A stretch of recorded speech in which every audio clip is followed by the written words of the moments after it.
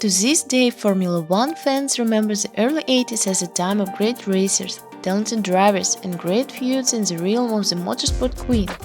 However, few people know that the real battle was fought behind closed doors and almost destroyed Formula 1. But, as a result, the events of those times predetermined what Formula 1 is to this day. I think a contribution of £50 a year won't burden anyone much. Andrew looked around the audience and, without meeting any objections, sat down at the table. Well, gentlemen, in that case I congratulate you on creation of the association. So, in 1964, in the living room of the Andrew Ferguson small house on the outskirts of the Charleston suburb of Norwich in eastern England, the Formula 1 Constructors Association (F1CA) was born, which, in addition to the secretary himself, included Colin Chapman, Jack Brabham, and John Cooper. The main task of new organization was to unite the efforts of teams in preparation for financially burdensome trips to the overseas Grand Prix in Mexico and the United States, and its office first was located right here in Ferguson House. For 3 years, F1CA was engaged in its direct duty, arranging overseas trips, but despite the constant increase in the number of its members, it remains a formal organization that didn't have its own representative in FIA. The first steps towards the recognition of F1CA were made only in 1967, when the designers who were part of the association merged with the newly created GPDA, Grand Prix Drivers Association, and founded the so-called London Committee, which for some time became the advisory body of CSI-FIA, International Sports Commission Automobile Federation. The organization of overseas tours has now faded into the background, but until early 70s, F1CA remained a kind of interest club for team leaders, designed to defend the rights of its members, but having neither money nor real power for this. Everything changed with the advent of one person, Bernie. In October 1971, a former racing driver and successful businessman from Suffolk County bought shares of Brabham team from Ron Tarnack for £100,000, and in January 1972, he appeared at his first F1CA meeting in a double room at Excelsior Hotel, not far from London's Heathrow Airport. Then Bernie only poured tea and modestly listened to the wise veterans of the association, headed by Ferguson. But very soon he realized that he himself had something to say to people imbued with the spirit of British conservatism. The association was necessary for them only to protect the position already won.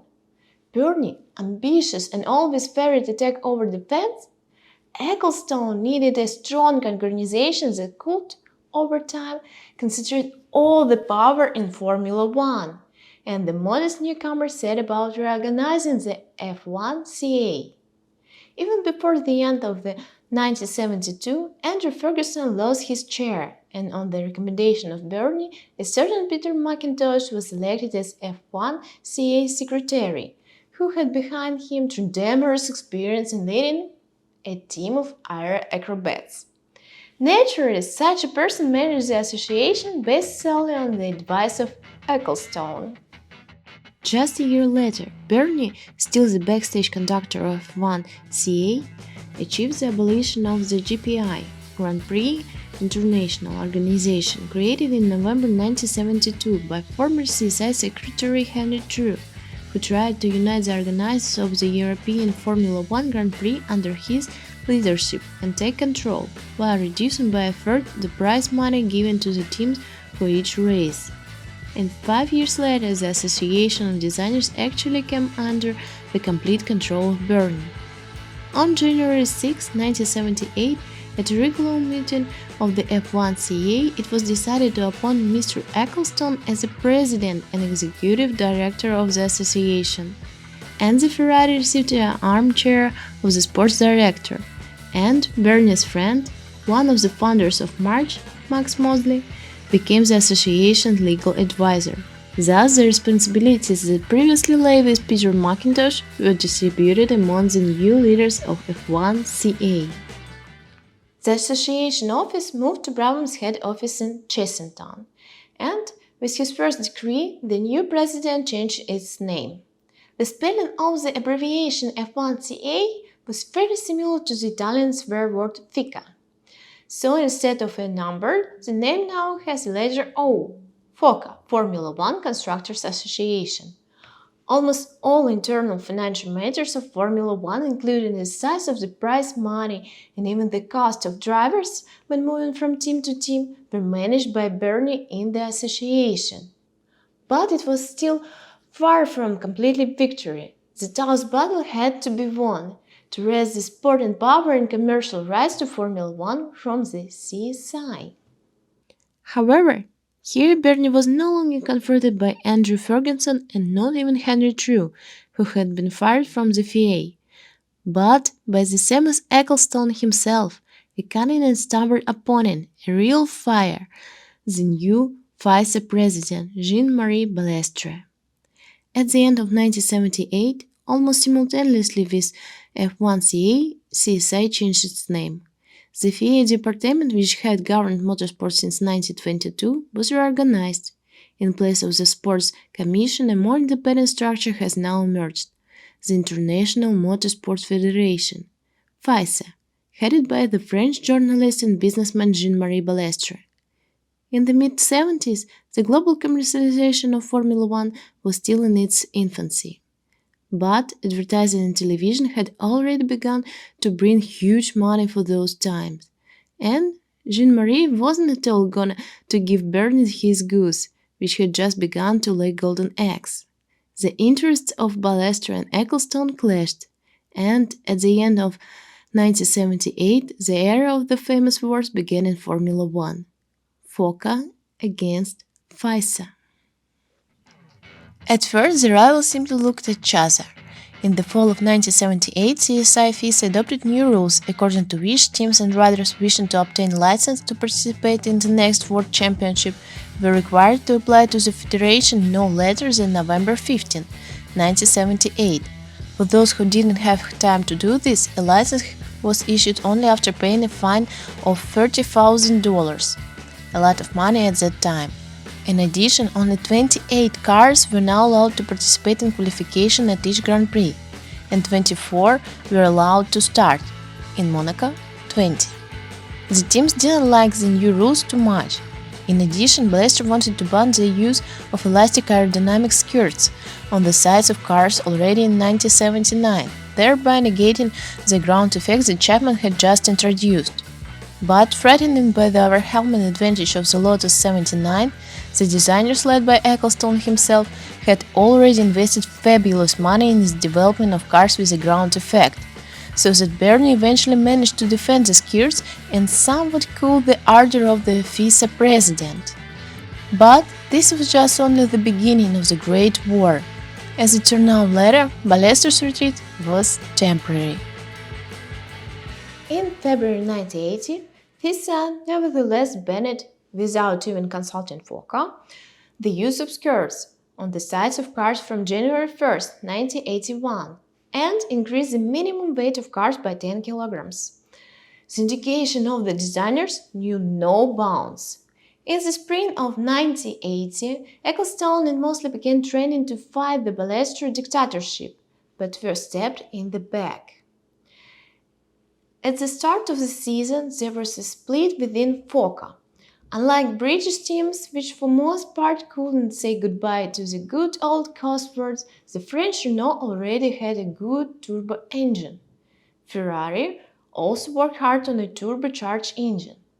For these teams, the prohibition of the ground effect and the increase in mass of cars played into their hands. So Enzo Ferrari and Bernard Tudor left FOCA without thinking twice, and together with Alfa Romeo, who joined them, created an alternative community, with the light hand of the Commendatori having dubbed themselves Grandi Costruttori, big constructors. The deserters sided with FISA. Despite the betrayal of three teams at the Belgian Grand Prix in 1980, Ecclestone began a guerrilla war. In Zolder, as well as 2 weeks later in Monaco, Focus drivers, who for the most part complained pressure by their teams to take the side of the association, didn't appear at the briefing of the drivers, protesting against the upcoming ban of skirts. Ballester's reaction to such a friend provocation followed immediately. After the race in Monaco, the FISA president revoked the rebels' racing licenses until a fine of $2,000 was paid from each driver. The FOCA teams, of course, didn't agree with the decision of the federation, threatening that if Ballester doesn't change his mind, the members of the association will boycott the Spanish Grand Prix in Jarama. Worried about this question, the organizer of the race, the Royal Automobile Club of Spain race, offered FISA a compromise, volunteering to make a bank deposit equal to the total amount of fines of all guilty races before the conflict was resolved. But the fine was a political measure directed against FOCA, and Ballester remained adamant. The guilty must pay for themselves. As a result, on June 1st, only 7 cars left for the start of the first Friday training session in Jarama. But FOCA only expected this. The rigidity of the federation allowed the designers to go into open confrontation with the authorities, while enlisting the support of organizers, who didn't need to race with 7 cars. Already at 10:30, the training was interrupted. The initiative has passed to the FOCA teams. Having agreed with the race, the association stated that, despite the fact that the riders don't have FISA licenses, its team will start the Grand Prix of Spain. In response, Ballester struck the Jarama race off the World Championship calendar and flew off the Madrid next day. Behind him were first to follow the big constructors led by Ferrari. The FOCA teams didn't know the fate for a long time. Ecclestone and Mosley, for the time being, hoped to return the Rebel Grand Prix to the championship calendar, but FISA was adamant. In war isn't in war.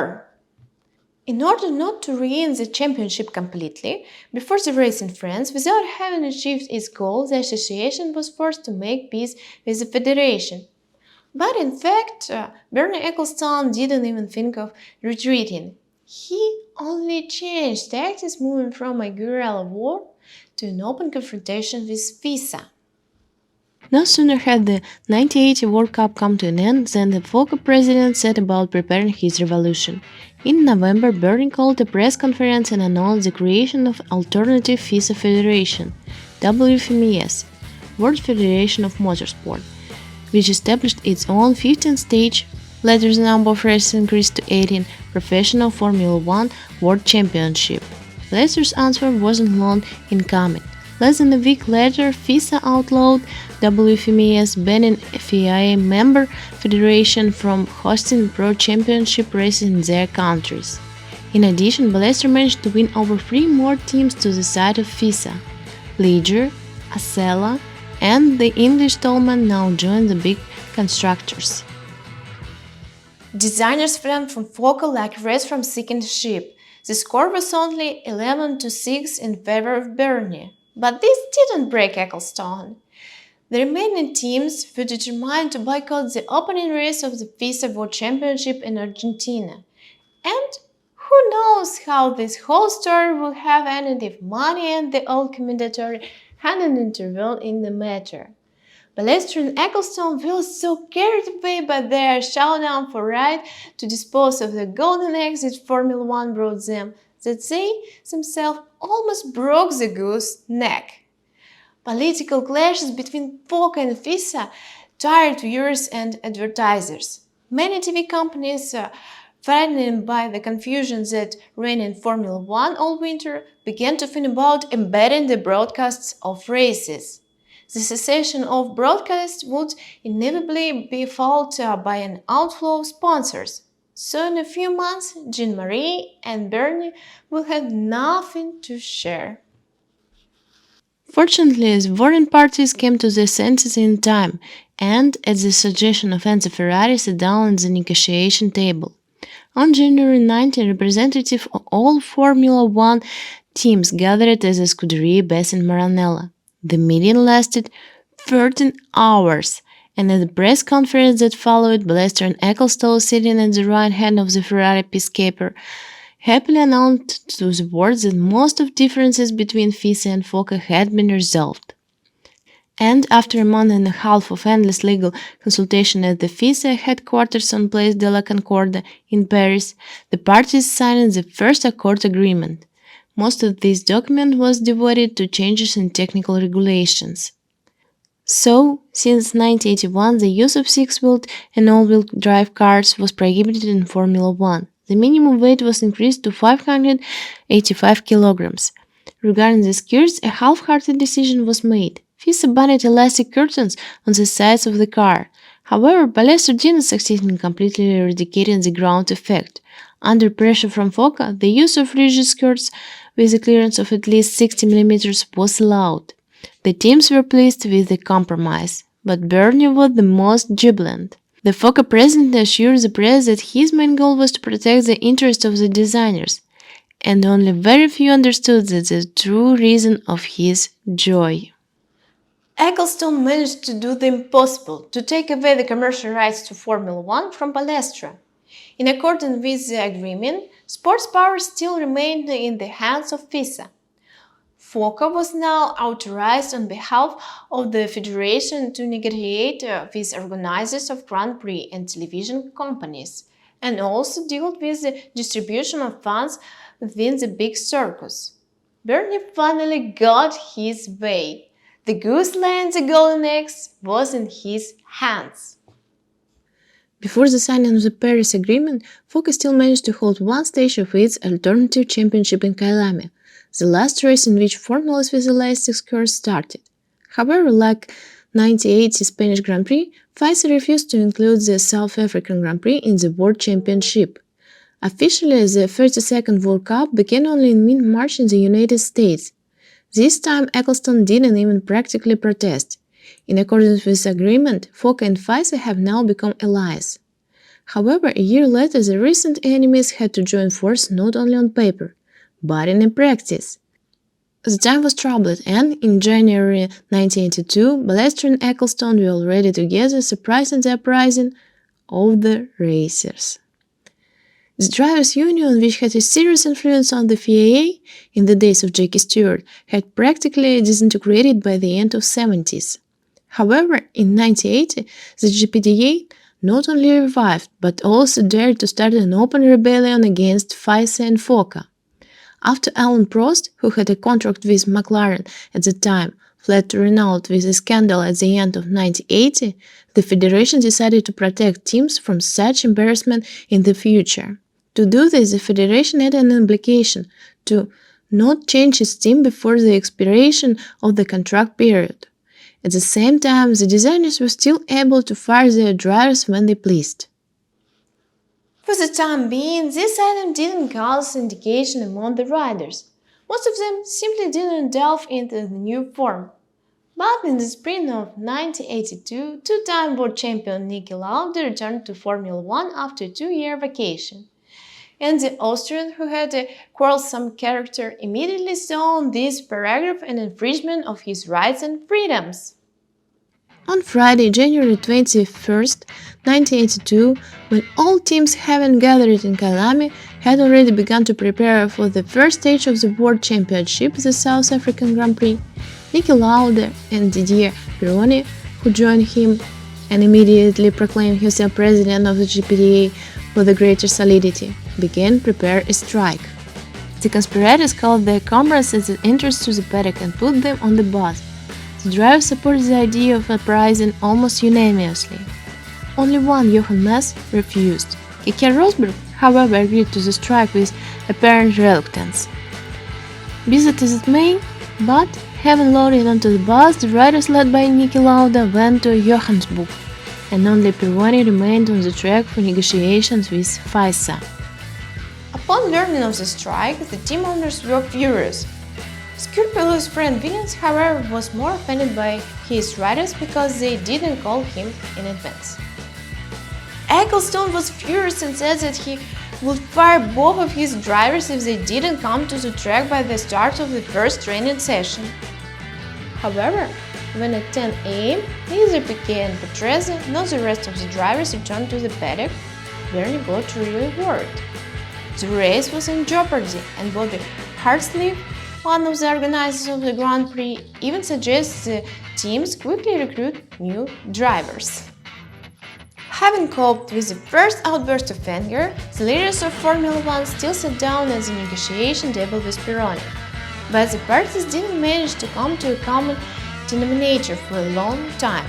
The main group of riders, led by Lauda, meanwhile settling down in the lobby of the specially rented Sunset Park Hotel in Johannesburg, James Villeneuve and Elio De Angelis replacing each other at the piano, played Scott Joplin's ragtimes and Mozart's symphonies. Like news from the front, the drivers were waiting news from Miami. However, Pironi had nothing to please his comrades. Ecclestone and Balestra hardened in mutual confrontation. We're not going to let drivers dictate the conditions, and in order to prevent the deprivation of the drivers, including the traitor mass of super licenses. Meanwhile, the races themselves were so carried away by their game of conspirators that, out of fear that the team leaders wouldn't break their morale one by one, they didn't go even to sleep to their rooms, sitting right in the hotel lobby on mattresses laid out on the floor. On Saturday at 10 a.m., Pironi's long-awaited telephone call rang out at the hotel, signaling the end of the strike. After formal concession from FISA, Lauda signed his license on the same terms, and by the start of the free practice, all riders honorably returned to the pits. The victory again went to Bernie. And how could it be otherwise? The 1982 World Championship turned out to be one of the most interesting in the history of Formula 1. Never before since that impressive season have 11 drivers from 7 different teams won races in the same World Championship at once. The fight for the title has never been so intensive in its intensity. And finally, never in the history of the Queen of Motorsport, in one season, Formula 1 was shaken by so many protest strikes. Before the passions around the strike of drivers in South Africa subsided, a new scandal flared up. Only now Ecclestone himself turned out to be the striker. In search of effective methods to deal with Renault and Ferrari turbo monsters, the English team began to look for loopholes in the FISA rules, and found them pretty quickly. Even in Kyalami, Williams, Brabham and Arrows have 30-liter containers of water supposedly designed to cool the brakes. On the very first lap, the water poured onto the track, and the car became 30 kilograms lighter. After the finish, the mechanics again filled the container with water and sent the car for waning.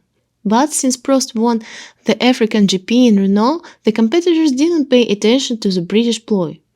However, in Brazil, the low tide after the start of the water, Brabham, Piquet and Williams of Rosberg easily overtook Renault and Ferrari. The big constructors filed a protest.